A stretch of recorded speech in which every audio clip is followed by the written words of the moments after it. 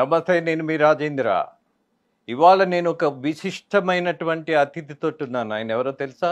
కాసాని జ్ఞానేశ్వర్. జ్ఞానేశ్వర్ గారు ఒకే ఒక విషయాన్ని ఇవాళ రాజకీయమే కాకుండా ఒక సామాజిక అంశంలో కూడా మీరు ముదిరాజులకు ఒక్కరికే కాదు, ఈ రాష్ట్రంలో ఉమ్మడి ఆంధ్రప్రదేశ్ రాష్ట్రంలో బీసీ నాయకులను కొంత గౌరవం పెంచాలని, వాళ్ళ ఆత్మాభిమానం పెరగాలని చేసినటువంటి ప్రయత్నంతో ప్రారంభమైన మీ ప్రస్థానం ఇవాళ ఎంపీగా నిలబడాల్సిన అవసరం వచ్చింది. ఒక్కసారి గతంలోకి వెళ్తే ఒక పార్టీనే పెట్టారు కదా, ఎందుకని పార్టీని మీరు మళ్ళీ కొంత బలహీనపడినటువంటి పరిస్థితి ఉన్నది? మొట్టమొదట కాసాని జ్ఞానేశ్వర్ గ్రామ పంచాయతీ వార్డు నుండి మండల్ కానీ జిల్లా పరిషత్ వరకు లోకల్ బాడీస్లో చేసినటువంటి సందర్భం. అక్కడ కుత్బులాపూర్ మండల్లో 88 నుంచి 93 వరకు, దాని తర్వాత 2001 నుంచి 2006 వరకు ఉమ్మడి రంగారెడ్డి జిల్లా పరిషత్ చైర్మన్.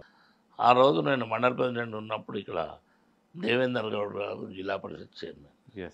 అట్లాగే నేను జిల్లా పరిషత్ చైర్మన్ అయినప్పుడు దేవేందర్ గౌడ్ గారు హోమ్ మినిస్టర్. మా రాజకీయాల లోపల ఎప్పుడు కన్నా నిక్కచ్చిగా మాట్లాడే వ్యవస్థ నాది.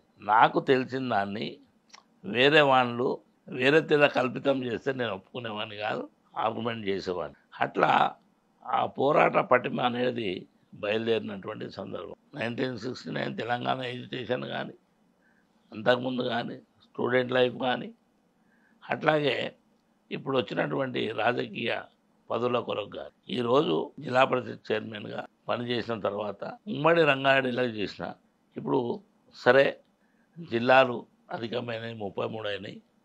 ఇప్పుడు చేవెళ్ళ ప్రాంతం నుంచి పార్లమెంట్ అభ్యర్థిగా మీ ముందుకు వచ్చిన కాసాని జ్ఞానేశ్వర్ ఎక్కడ పోయినా నా యొక్క పని వ్యవహారం కానీ, నేను జిల్లా పరిషత్ చైర్మన్ ఉన్నా ఈడ కూర్చుంటేనే పనులు అయితే అని కూర్చోవాని కాదు. మీరు బాగా గమనించాలి. ఒక ఇష్యూ ఎట్లా వచ్చిందంటే, హైదరాబాద్ రంగారెడ్డి కాకముందు పాత హైదరాబాద్ జిల్లాకు ఆ రోజు చెన్నారెడ్డి గారు ముఖ్యమంత్రి ఉన్నటువంటి జిల్లాను రెండుగా చేసినప్పుడు హైదరాబాద్ రంగారెడ్డి చేసినప్పుడు సులభతరం ఏంటంటే, ఆయన ముఖ్యమంత్రి అయ్యేటప్పటికీ విజయనగరం కానీ విశాఖపట్నం కానీ శ్రీకాకుళం డివైడ్ అయినటువంటి సందర్భం. ఇక్కడ అదే పంత లోపల హైదరాబాద్ను రంగారెడ్డిలో చేయాలని ఆయన యొక్క తలంపు. దాని ప్రకారంగా హైదరాబాద్లో ఉన్నటువంటి పురపాలక సంఘం, మున్సిపాలిటీ హైదరాబాద్ రూరల్ జిల్లాను రంగారెడ్డి జిల్లా. అందుకే మన ఆఫీసులన్నీ కూడా హైదరాబాద్లోనే ఉంటాయి. దాని తర్వాత కాసాని జ్ఞానేశ్వర్ జీవితం అంతా జనరల్గా కులం కానీ, అదేవిధంగా బడుగుల గురించి కానీ, సబ్బండ వర్గాల గురించి కానీ పోరాటం చేయడానికి ఆస్కారం ఏంటి. గ్రామాలలో 12 పని వాళ్ళు ఉంటారు, 12 కులాలు ఉంటాయి.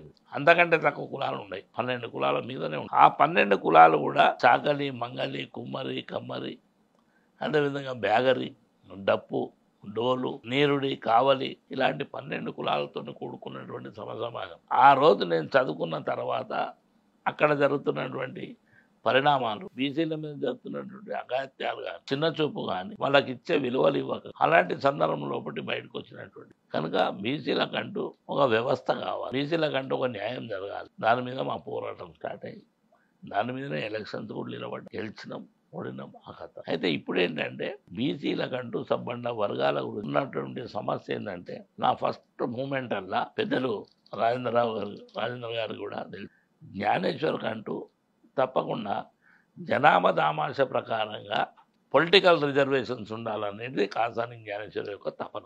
ఎందుకంటే బీసీల యొక్క జనాభా, బీసీల యొక్క వ్యవస్థ లోపల అత్యధిక శాతం ఉన్నటువంటి బీసీలు, అదేవిధంగా ఎస్సీ, ఎస్టీ, బీసీ మైనారిటీతో కూడుకున్నటువంటి సమాజం లోపల 80%, 82% ఉన్నటువంటి ఈ యొక్క బడుగుల యొక్క వాళ్ళతో కూడుకున్నటువంటి సబ్బండ వర్గాలకు, ప్రతి కులానికి కూడా న్యాయం జరగాలి. సమాజం లోపల ప్రతి కులంలో కూడా విద్యావంతులు ఉంటారు, తెలివి ఉన్న వాళ్ళు ఉంటారు, తెలివి లేని వాళ్ళు ఉంటారు. అందరిని కలుపుకొని పోయే వ్యవస్థనే రాజకీయం. మాకు తెలిసిన వ్యవస్థ లోపల ఆనాడు అంబేద్కర్ గారు ఎన్ని తలకాయలను లెక్క పెట్టుకుంటే దాన్ని బట్టి రాజకీయం చేయమన్నారు. ఎవరి జనాభా ఎంతనో దాని ప్రకారంగా దామాష ప్రకారంగా సీట్లు ఇవ్వాలన్నారు. పాలకులు ఆ రోజు ఇవ్వలేదు కనుకనే ఆ రోజు ఈ రోజు వరకు కూడా నీకు 0 ఉన్నటువంటి వ్యవస్థ కానీ 2%, 3% ఉన్నటువంటి వాళ్ళు రాజరికమైన మరి 82% ఉన్నటువంటి వాళ్ళు వెళ్తలేరు అనేది ఆనాటి నా పోరాటం. దాని మీద నేను కోటి సంతకాల సేకరణ చేసి దాంట్లో కూడా మహిళలకు 50% రాజ్యాధికారం ఇవ్వాలి అనే దాని మీద కోటి సంతకాల సేకరణ చేసి యావత్తు ఆంధ్ర తెలంగాణ మొత్తం రాష్ట్రంలో కోటి సంతకాల సేకరణ చేసిన మీకు బాగా తెలుసు పెద్దలప్పటికి 16 రోజుల్లోనే 1,16,00,000 మేము నెల ప్రోగ్రాం అది నెల రోజులు చెప్తే 1,67,00,000 సంతకాల సేకరణ జరిగింది. వాటిని బ్రహ్మాండమైన ప్రొసిషన్ తీసుకొచ్చి గవర్నర్ గారు కానీ అదేవిధంగా సీఎం గారికి ఇచ్చినాం. ఆ రోజు ఉన్నటువంటి మన మీరా కుమార్ గారు ఈ యొక్క పోర్ట్ఫోలియో ఉన్నటువంటి మంత్రి ఆమెకు కూడా ఇవ్వడం జరిగింది. వాళ్ళందరూ కూడా స్పందించడం జరిగింది. వాస్తవమే వాళ్ళు చేసింది. మహిళలకు సమానత్వం ఉన్నప్పుడు పొలిటికల్లో కూడా వాళ్ళు ఉండాలనేది నిర్ధారణ అయినటువంటి సందర్భం. సరే వచ్చిన పాలకులు చేసిరా చేయలేదు అనేది తర్వాత ఇష్యూ. కాకపోతే బీసీల గురించి కూడా బీసీల యొక్క పరిపత్తి కానీ బీసీలకు ఉన్నటువంటి మర్యాద కానీ బీసీల గురించి రావాల్సినటువంటి హక్కు కానీ మాట్లాడే స్వేచ్ఛ కానీ నేను అనుకున్నా నా వరకు రాజకీయ సీట్ మీద ఎవరు కూర్చోకున్నా ఆత్మస్థైర్యం అనేది పెరిగింది. ఎస్ నా కులంలో నేను ఎందుకు చేయొద్దని 93 కులాలు కూడా పటిష్టంగా తయారైనాయి. ప్రతి కులంలో కూడా ఎస్ మేమున్నాం అది కరెక్ట్ అని మన రాజకీయంగా కానీ చదువులలో కానీ విద్యార్థులలో కానీ స్టూడెంట్ల వైపులో కానీ వాళ్ళు బాగా తయారైనది అనేది నా వాదన.